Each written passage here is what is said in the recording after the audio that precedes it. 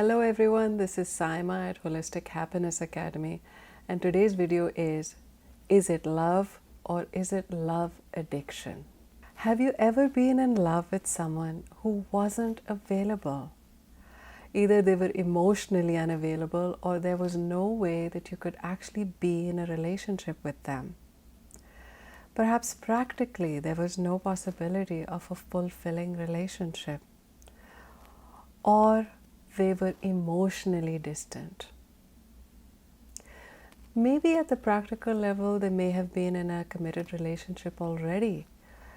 It was a complicated situation, or maybe they lived at a distance from you, so you never really got a chance to build something solid. Or maybe it was unrequited love. They didn't feel the same way as you felt about them. Or maybe you were attracted to someone or in love with someone who was actually a bad boy or a bad girl. There could be other obstacles, a different culture, different values, a different race, maybe a big age difference. Or maybe it was social status or financial disparity. In other words, your happily ever after, those feelings were doomed from the very beginning. Yet, you may still have strong feelings for them and find yourself being drawn to them or their memories. The psychological reasons for falling in love with someone who isn't available are very deep, and they can be quite complicated. But they all come down to one basic fear, and that's the fear of abandonment. And today's video tries to put a little bit of light on this big area that everybody seems to be talking about, like in movies and in TV shows or even on social media. But not a lot of people truly grasp the depth of abandonment. Today I'm going to give a small attempt to explain something to you which may not make a lot of sense to begin with. I would love to hear your comments and questions. Please like and subscribe so that I can continue to make these videos for you. Here's what love looks like and feels like. Many of us may not even know what that is like actually, because we haven't really felt it or received it in quite that way. So we're all kind of trying to figure it out. But here are some attributes or qualities of real love. Number one is safety. Safety is right on top, because it's a sense of safety, a physical safety, an emotional safety, a mental safety. There is safety in self-expression, expressing your inner being, and by that I mean your vulnerable parts of you, your feelings, your deepest fears, being able to express them. And the relationship provides a safe container for you to grow in. Other attributes or feelings that you feel when you're with this person or they evoke in you are empathy. Being able to feel their feelings and them being able to feel your feelings. Parts of this relationship could be about gift giving. Perhaps you want to get the most beautiful and wonderful thing for them. And maybe they feel the same way. They want to spend money on you. Respect. That's another core attribute of healthy love, is that you admire and respect them for who they are. Touch. Feeling comfortable and wanting to be touched and to also touch them. And these are affection, expressing your affection through a handshake, a hug, a simple smile. Sometimes you can feel these feelings in platonic friendships as well. It doesn't have to be intimate, but yet there is a comfort that your body feels when you're with them. The other attribute that I want to kind of talk about is being able to trust them with your money, with your finances. Trust them at a deep core level that they won't intentionally ever hurt you. Having fun, loving relationships have a quality of fun and playfulness in them. And also patience. When people are not able to instantly get what they want, loving relationships have the quality of hanging in there, waiting it out for the long haul, because we can't always have our way. And also doing nice things for each other, helping each other out, acts of service. Another quality of loving relationships is that people feel more secure when their partner or their love interest is with them rather than when they're not with them. They deep down feel secure that the other person loves them and is there for them. They know this and they trust it. Now, to get to real love is not instantaneous. It's a journey. And that's what I want to also bring to your attention, that it can't be perfect in the first little while of knowing someone. You want to take your time building that trust bond. Love addiction, on the other hand, is in contrast to what I described before. Love addiction looks and feels traumatic. There may be excitement, there may be yearning, but it's as if it never quite gets there. It's like you may be yearning for it to become something, but it's not there. So these are the qualities of love addiction. Number 1, fear and desperation. Number 2, high-pitched voices. The pitch changes when we are in a traumatic body state. Yelling and screaming, not being able to hear each other. There could be a repetition in the crisis and the cycles of the relationship. There could be the highs could be very high and the lows could be very low. Panic attacks, the thought of interacting with them or doing something with them. There could be so much anxiety that some people can actually feel their heart thumping out. And yes, it's exciting, but eventually it needs to taper down into something solid and steady. There could be lack of sleep, poor sleep cycle, kind of not being calm enough to rest through the night. The relationship may blow hot and cold. So sometimes they seem like they're not interested in you. Sometimes they feel like they are interested in you, so there's this confusion. Sometimes they're really warm, they really seem interested. Other times they're kind of checked out. And then another quality of love addiction is breakups and makeups. But the most important quality is what I described before, which is the yearning for it to become something that you can rely on.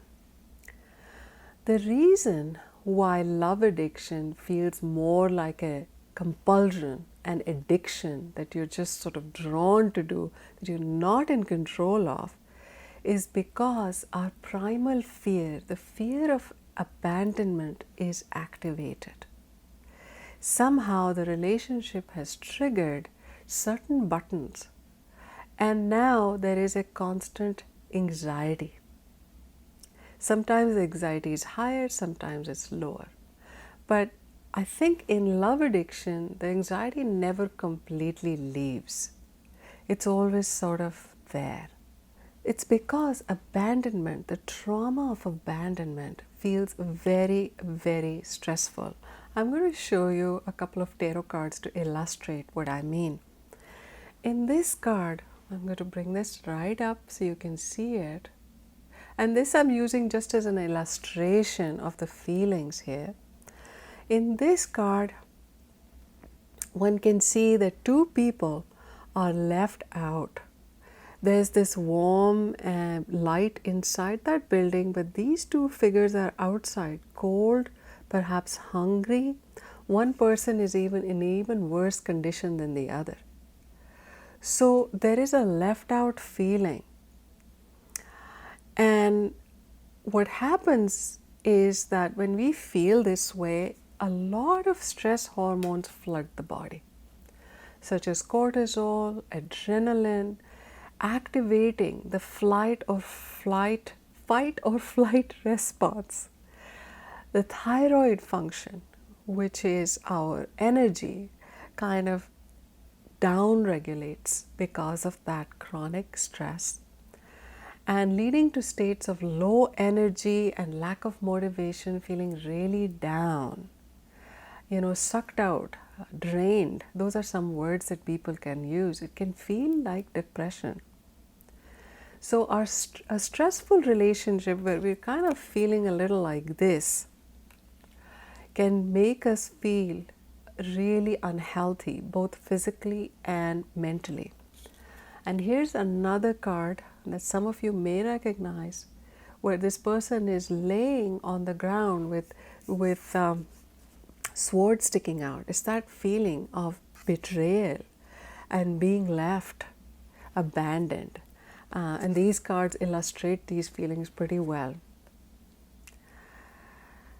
And so in this one, they're feeling left out, without warmth, without security, and they're also feeling like they didn't probably deserve to be with that other people who are in that building. They may be a bit broken and damaged. They may be feeling that way. And then in this one, where we have the Ten of Swords card, they are defeated and feeling quite worthless and extremely alone. So there really isn't anyone with them in this one. So this is a very deep state of trauma. Now, abandonment doesn't have to be physical or financial for it to feel absolutely terrible. Most of the time, emotional abandonment can be neglect, lack of emotional support and connection, and it can cause great pain. Emotional pain that can lead to a lot of stress, and we know stress always affects the body.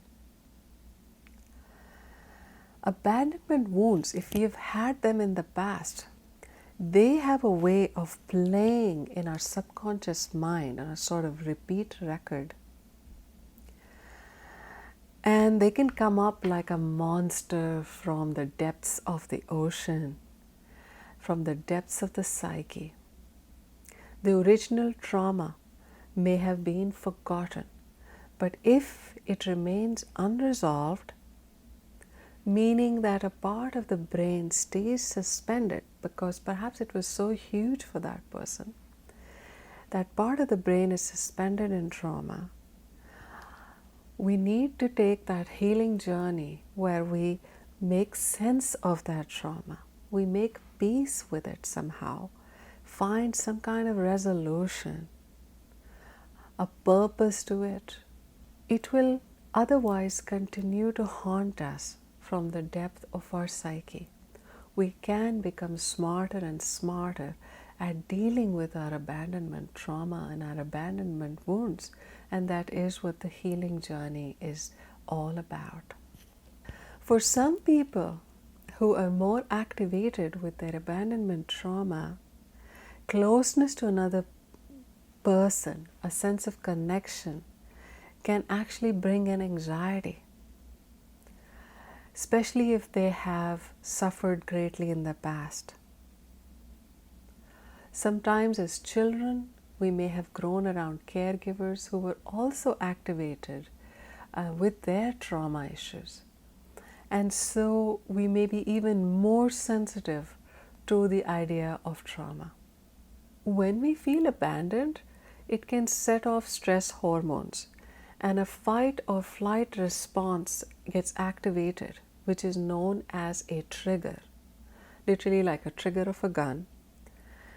And these triggers can make us feel panic, anxiety, And these can come up as tight muscles around our neck and shoulders. And it can also make us behave in ways that are not completely rational because we are activated by those feelings. Sometimes people can actually learn to suppress these feelings using a variety of methods. They can also, kind of control some of the physical sensations using some therapeutic methods such as deep breathing. But they still take a toll on us. Abandonment wounds are also mutual. So we all have them at some level.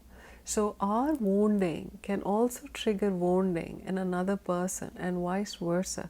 So we can actually get into a feedback loop because we may act in certain ways that actually makes the other person act with their wounding, And so we kind of make things worse over time.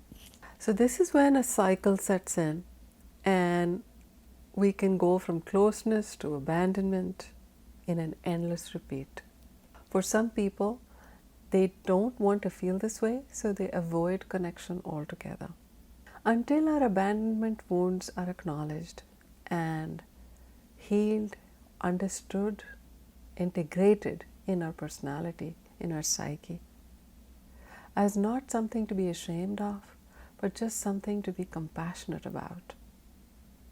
Love relationships without that can be characterized by alienation, isolation, conflict, attempts to control other people, feelings of hatred and anger, as well as distance and grief.